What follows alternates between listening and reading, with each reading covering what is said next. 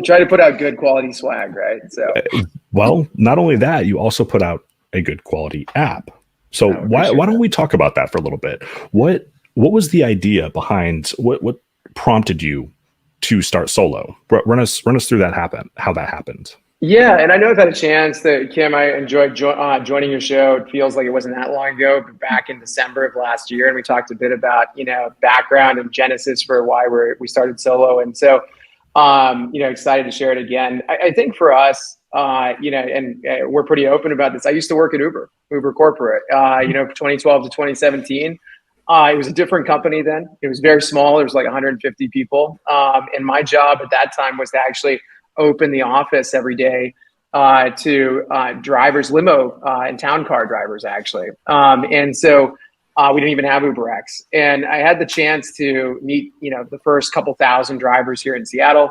I got to know them, understand why they were doing this job, understand why they were leaving other jobs to pick up this work.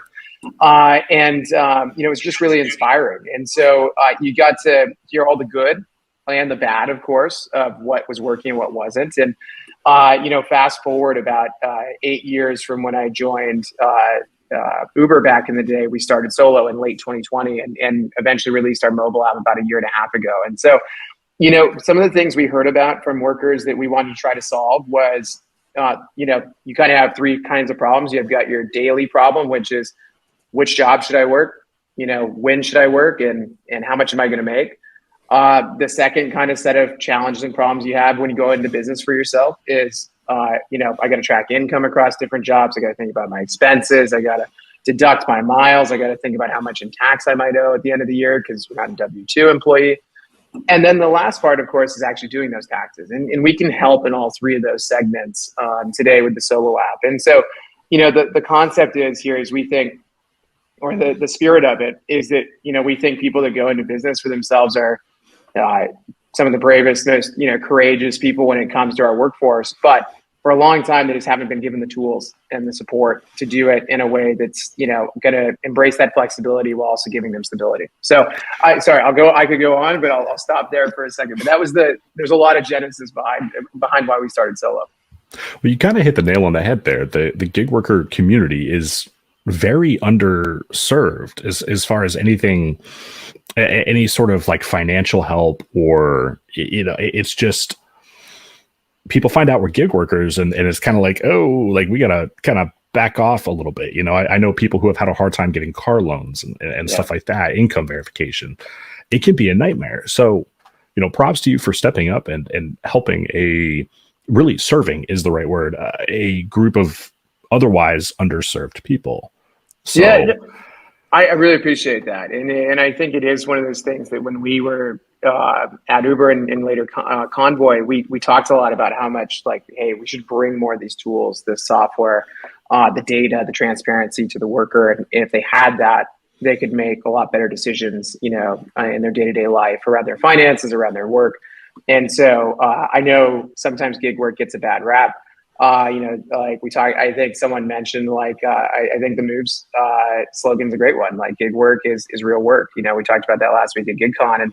And I think it's also, work that millions and millions of people are embracing every year. And so there's a very real aspect of that, people aren't choosing the shift-based hourly jobs anymore. They're choosing to have control over their time. And, we think there's a huge opportunity there to serve and empower that workforce. And there's so many more things, like you mentioned, to do, especially around the financial system. It really is not inviting for people who are in business for themselves. For sure. Everything surrounds being a W-2 kind of in our financial system in the United States. So one of the most important things about being not even just a gig worker, but self-employed in general is getting your taxes right. So, I mean, the fact that Solo will help you with that is pretty freaking incredible to me. But I want to talk to you for a moment about the one that comes up the most, and that is the guaranteed earnings. Why don't you run us through that? And how did you get from the idea to implementation? Yeah, I think it's a great question, and it's one of the most difficult to solve, right? And I think that's why we've seen a lot of people really embrace that feature as we got going here. It started with, frankly, conversations at the SeaTac parking lot about 3 years ago. Summer of 2020, it was COVID. It was a little bit awkward, like when you got a mask on, you're knocking on people's windows and being like, "Hey, can I talk to you?" Especially in Seattle. Yeah. And Seattle, well, there's like security at the Seattle lot. You know, they're kind of People are like, focused on cars. no. Yeah. People were like, "Please don't talk to me." So Yeah. we got shot down a lot in that process, but we did hear from a lot of people that, you know, while taxes and expenses and everything else is, important, what we heard way more often was like, "Hey, I got to go out there and knock down $300 today." Or I gotta go hit, 2000 this week because, I've got a big, XYZ thing coming up in my life. And so we started to say like, hey, maybe like it's not, taxes are important, but that's not what's top of mind. Expenses are important. It's not what's top of mind, mileage, et cetera. It's really how much am I going to go earn today? And that's a really anxiety inducing problem for a lot of people when you don't know what you're going to earn. And so we, started working with some of the data and ultimately pulled together over the course of the first year a product that ingested income data from all the different app-based platforms that I'm sure many of your viewers, work with.